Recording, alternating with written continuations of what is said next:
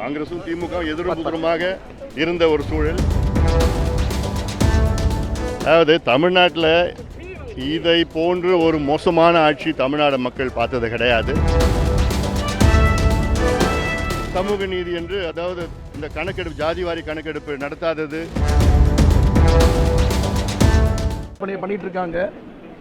அதாவது இவ்வளவு காங்கிரசும் திமுக எதிர்ப்புறமாக இருந்த ஒரு சூழல். காங்கிரஸ் எங்கள் கூட்டணிகளில் எங்களுக்கு ஆட்சியில் பங்கு வேண்டும் என்று கேட்ட கோரிக்கை என்னாச்சு? நீங்க இந்த கேள்வி காங்கிரஸ் அந்த காங்கிரஸ் அந்த கோரிக்கையை விட்டுட்டாங்களான்னு கேட்கணும்.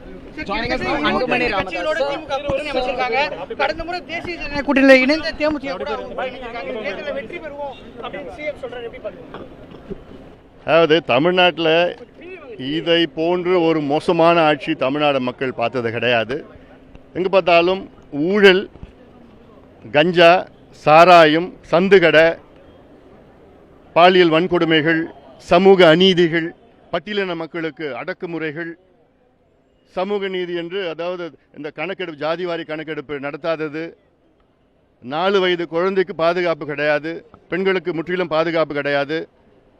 இவ்வளோ கோபம் மக்கள் மத்தியிலே நான் பார்த்துட்டு இருக்கிறேன். நான் கடந்த என்னுடைய 100 நாள் நடைப்பயணத்தில் நான் பார்த்தேன். இப்போ இன்னும் கோபம் அதிகமாக இருக்குது. விளம்பரத்தை வச்சு ஒரு ஆட்சி நடத்திட்டு இருக்காங்கன்னா அது திமுக ஆட்சி. வெறும் விளம்பரம், அட்வர்டைஸ்மெண்ட், விளம்பரம், பணத்தை வச்சு, கொள்ளடிச்ச பணத்தை வச்சு இதை வந்து அங்கங்கே ஏதோ நல்லா இருக்குது அப்படி இருக்குன்னு சொல்லிட்டு இருக்கிறாங்க. தவிர உள்ள ஒன்றுமே கிடையாது.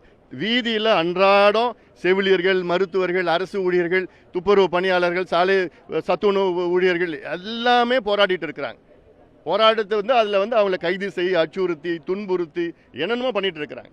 அதில் மிகுந்த ஒரு கோபம் இருக்குது, பெரிய கோபம். அந்த கோபம் இன்னைக்கு அலையாக இருக்குது. எலெக்ஷன் நெருக்கத்தில் பேரலையாக திமுகவை தூக்கி எறிகின்ற அந்த பேரலை எங்கள் கட்சி, எங்கள் கூட்டணிக்கு கிட்டத்தட்ட 200 தொகுதிகள் நாங்கள் நிச்சயமாக நாங்கள் வெற்றி பெறுவோம். மக்கள் எங்கள் மீது மிகப்பெரிய நம்பிக்கை வைத்திருக்கின்றார்கள். அந்த வகையில் மிகப்பெரிய வெற்றி வரும்.